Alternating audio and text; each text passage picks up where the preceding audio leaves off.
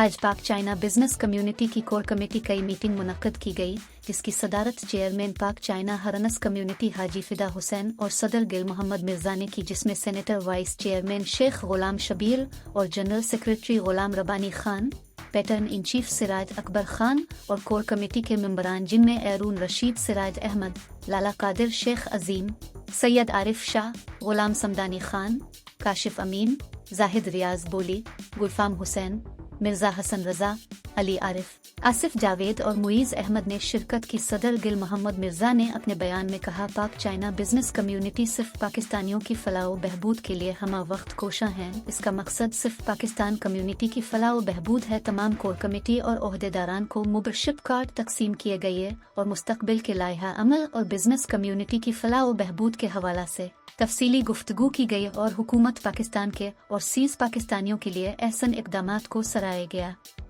آخر میں تمام مسلم الفامت اور پیارے وطن پاکستان کے لیے دعا کی گئی۔